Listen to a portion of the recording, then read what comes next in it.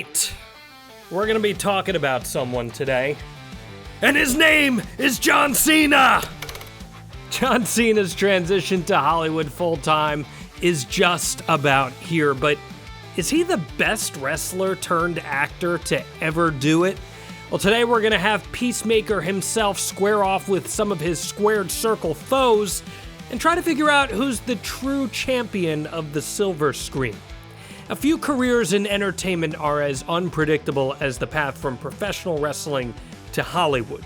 The spectacle of wrestling has long been a proving ground for athletes with charisma, toughness, and larger-than-life personas. And for decades, the question has been asked, who among the many wrestlers who've tried to make it in big movies or big TV series actually made the most successful transition? Now, naturally, The Rock is going to come up in conversation. Then there's Drax the Destroyer himself, Dave Bautista. Heck, even Mercedes Moné showed up in The Mandalorian, and Maxwell Jacob Friedman, MJF, well, he played a big role in the recently released Happy Gilmore 2. But Cena's made a pretty good case for himself as a true A-list actor with great comedic timing, stirring intensity, and quite a bit of growth in a short period of time. John Cena rose to prominence in WWE during the early 2000s, and the 17-time world champion clearly was Hollywood-bound from the very beginning of his career. Cena's first starring role came in 2006 with The Marine, which was produced by WWE Studios. The movie was a modest financial success, but it was critically panned. It was dismissed as just kind of a generic action flick. He would go on to star in a few more straight-to-DVD style WWE films like 12 Rounds and Legendary, but at the time it just didn't feel like he had the spark to break out in the way that The Rock had. For years, Cena's acting career looked like it might plateau at wrestler in B-movies. Fans were like, dude, stick to You Can't See Me and just call it a day. But something happened around the mid-2010s that changed everything for Cena. He started to lean into comedy. His appearances in films like Trainwreck in 2015 showcased a totally new side of him that we hadn't seen on film. In Amy Schumer's romantic comedy, Cena played a hilariously intense boyfriend with surprisingly sharp comedic timing. Suddenly, Hollywood saw him not only as a muscle-bound action star, but maybe as a versatile performer who could play self-aware, goofy, and charming roles. This opened the door to Blockers in 2018, where Cena played an overprotective father in another comedic turn that earned him some pretty strong reviews. By the time he was cast as Peacemaker in James Gunn's The Suicide Squad in 2021, Cena had fully reinvented himself, and this was a perfect role for him. It was tailor-made for him, in fact. A patriotic, morally questionable anti-hero with a blend of deadpan seriousness and truly absurd comedy. Cena's performance was a standout in the film, so much so that it spawned the Peacemaker series on HBO Max, which became a critical darling. And with Peacemaker, Cena proved he could not only deliver in a big-budget ensemble film, but also carry his own series as the leading man. So at this point, John Cena had successfully bridged genres. He'd done action, he'd done comedy, he'd even shown some depth in character work. He'd also joined blockbuster franchises like Fast and Furious, Transformers. So, in other words, Cena had completed the evolution from wrestling icon to legitimate Hollywood star. But is he the best to ever do it? To answer that, we need to compare him to the others who have walked this path. Let's start with the obvious one, Dwayne Johnson, The Rock. When people think about wrestlers turned actors, The Rock is the first name that comes to mind. After a WWE career that showcased him as one of the most charismatic performers ever, well, Johnson transitioned into Hollywood around the early 2000s. His early roles in films like The Scorpion King showed some promise, but it wasn't until the 2010s that he became the highest paid actor in all of Hollywood.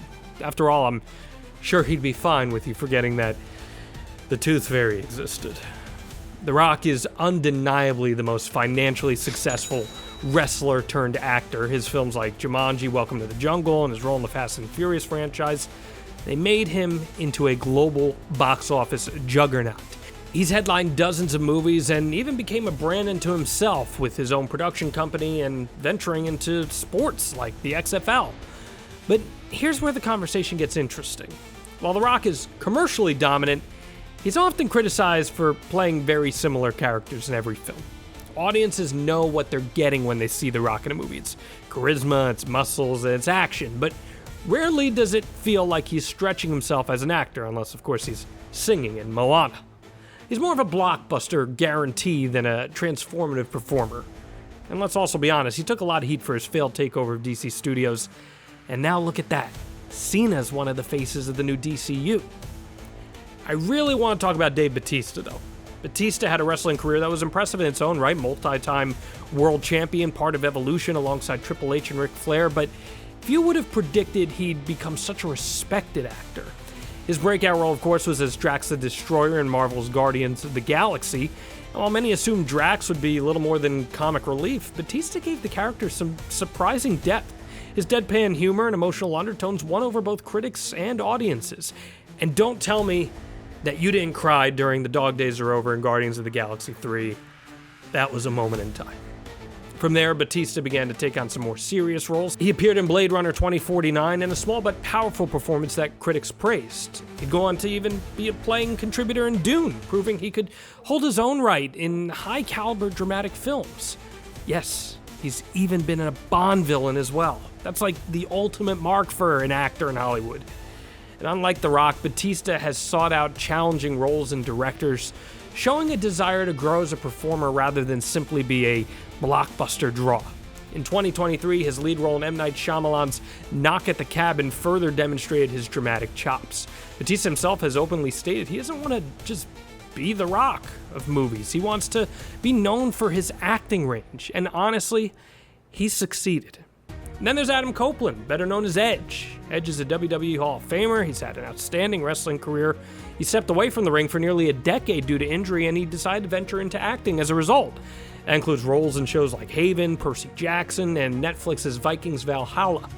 Copeland has proven himself capable, especially on the smaller screen, but he hasn't yet broken into the kind of mainstream movie stardom that Cena, Batista, or The Rock have.